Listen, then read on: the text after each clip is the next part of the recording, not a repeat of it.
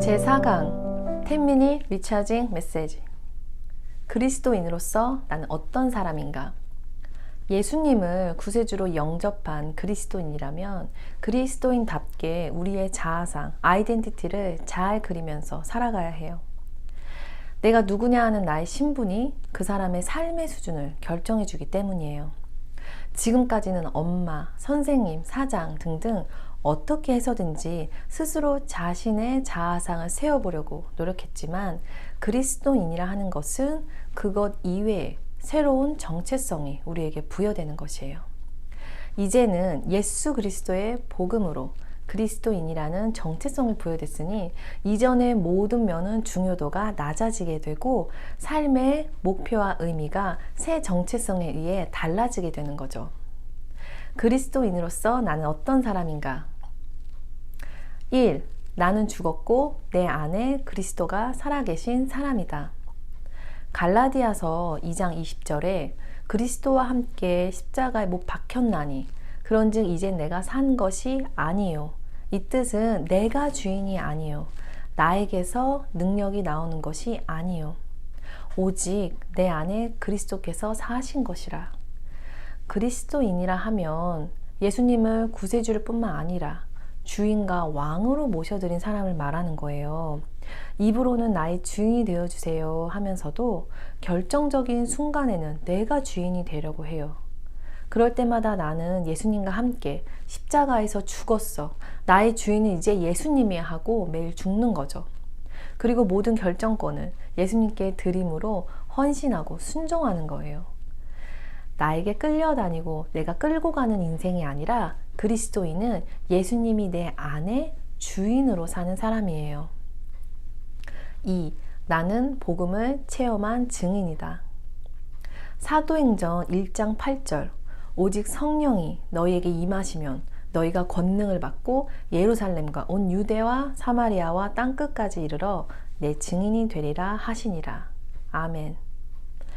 그리스도인은 성령이 임하셨기 때문에 증인으로 살 수가 있습니다.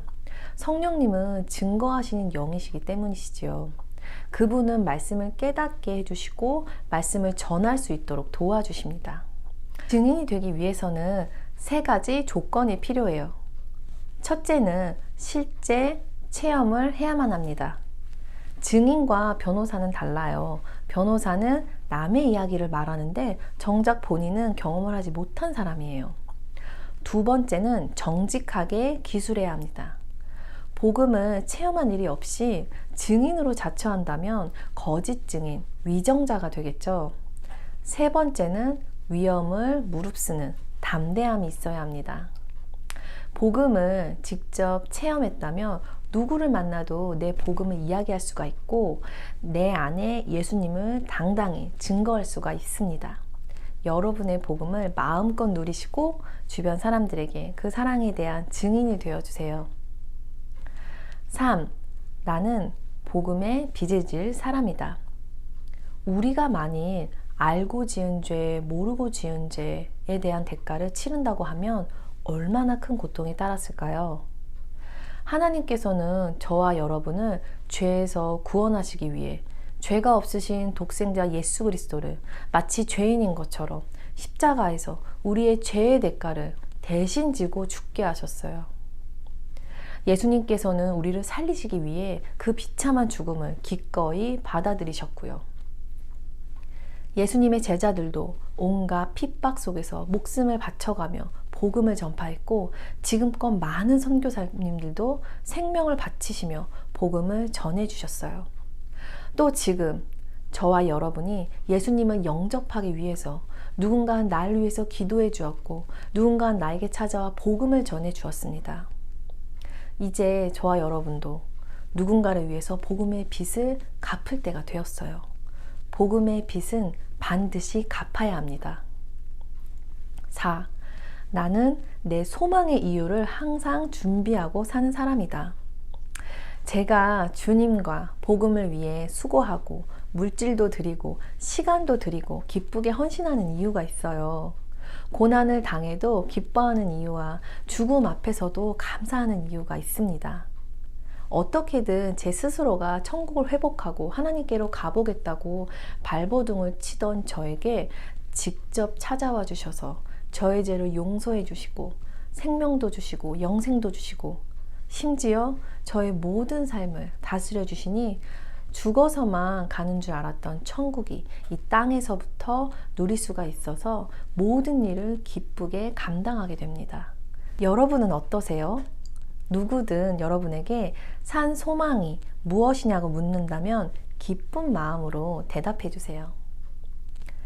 5. 나는 사람을 낚는 어부로 부름받은 사람이다. 우리가 흔히 어부라고 생각을 하면 무식하고 아무것도 모른다고 생각을 해요. 그런데 그 당시 어부가 무식한 사람들이 아니었다고 해요. 어느 정도 배를 다룰 줄도 알아야 하고 물고기를 낚으면 그 물고기를 어시장에 가서 팔아야 하죠. 그 당시 어시장은 많은 사람들이 오가는 곳이었기 때문에 많은 지식이 유통되는 곳이었다고 해요. 세상이 돌아가는 풍조나 사조나 지식에 관한 한 그 당시 어부들은 상당히 양의 정보를 가지고 있는 사람들이었다고 해요. 하지만 베드로는 예수님을 만나고 깨닫습니다. 자신이 평생 돈이나 벌고 모으다 갈 사람이 아니라는 것을요. 그리스도인은 세상의 헛된 일에 바쁘게 왔다 갔다 바람잡듯이 그렇게 허무하게 세상을 떠날 사람들이 절대 아닙니다. 사람을 낚아서 구원하는 우리 생의 가장 중요한 어부로 부르심을 받았습니다. 고기가 아니라 사람을 낚아야 합니다. 앞으로 사는 날 동안에 몇 명에게 복음을 전하고 싶으세요? 마음속에 소원을 정하시고 간절히 기도해 보시길 바랍니다. 6.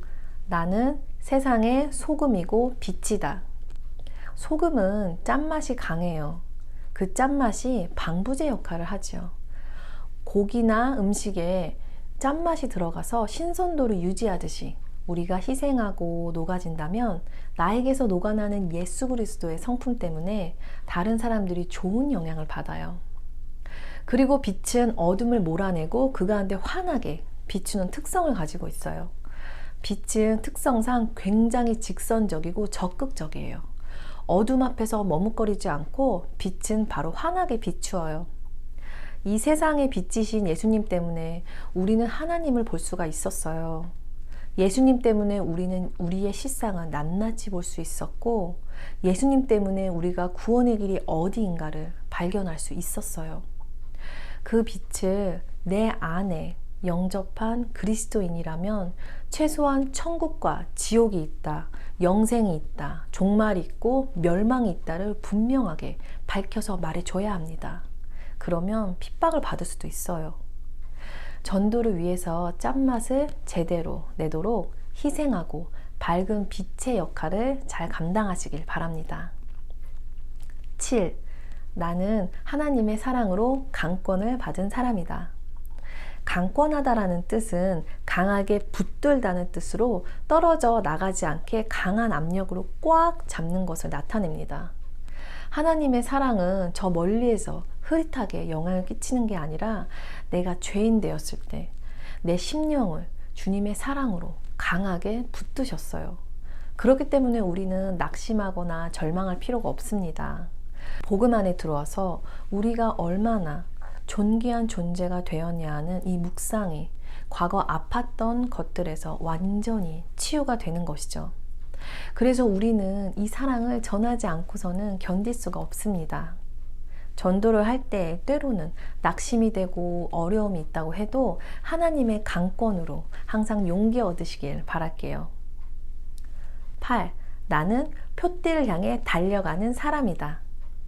하나님은 우리에게 자유를 주셨지만 우리는 분명한 방향성이 있어야 해요. 표대와 비전과 목표가 분명해야 해요. 그리스도인은 인생의 비전과 목표가 세상 가운데 있지 않아요. 복음을 전해서 하나님 나라를 확장하는 사명을 가지고 우리가 이 땅에 살고 있는 것입니다. 그리스도인은 두 가지 열매를 맺어야 해요. 구원을 통해 순종으로 성화의 열매를 맺고 복음을 전해서 전도의 열매를 맺어야 하지요. 9. 나는 멸망당한 사람의 핏값에 대하여 책임져야 할 사람이다. 예수님 때문에 우리가 구원을 얻을 수 있었듯이 우리 때문에 세상 사람들이 구원을 얻을 수가 있어야 해요. 하나님께서 교회를 세우신 목적이 바로 여기에 있어요. 교회의 사명은 먼저 믿는 사람들이 모여서 예배를 드리고 교제만 하고 끝나는 것이 아니라 그 사랑을 세상에 전하는 거예요. 만약 내가 전도하지 않아서 멸망당할 영혼이 있다면 그 핏값을 내 손에서 찾으신다고 하세요. 그러니 보내주신 영혼들에 대해서 책임감을 갖고 세상 사람들이 하나님과 예수 그리스도를 알도록 영적인 필살기로 무장하시길 바랍니다. 10. 나는 면류관을 쓰고 하늘의 별처럼 영원토록 빛나게 될 사람이다. 저는 비록 보잘것없고 이름도 없고 능도 없지만 예수님을 의지하며 복음을 열심히 전해서 하나님의 영광만을 드러내는 그런 사람이 되고 싶어요. 하늘나라에 갔을 때 하늘의 별과 같이 빛나는 사람이 될 수 있다면 얼마나 좋을까요? 저는 그렇게 되리라고 믿습니다. 여러분들은 어떠세요? 우리가 이런 긍정적인 소원을 가지고 이 땅에서의 삶을 담대하게 살았으면 좋겠어요. 시작이 있으면 끝이 있듯이 종말은 반드시 옵니다. 종말은 믿음으로 준비한 사람들에게는 두려운 날이 아니고 최후 승리의 날이고 칭찬과 상급을 받는 날이 될 거예요. 그러기 위해서 그림 1:1 전도 양육은 최고로 좋은 전도 툴이에요. 그림으로 쉽고 재미있게 그러나 믿는 모든 자를 구원에 이르게 하는 복음의 파워를 담아낸 교재이기 때문이에요. 복음을 듣지 못하는 사람들이 없도록 단순, 반복, 지속적으로 잘 감당하여 영광의 면류관을 쓰고 반짝반짝 영원히 빛나는 하나님 나라의 스타가 되시기를 바랍니다.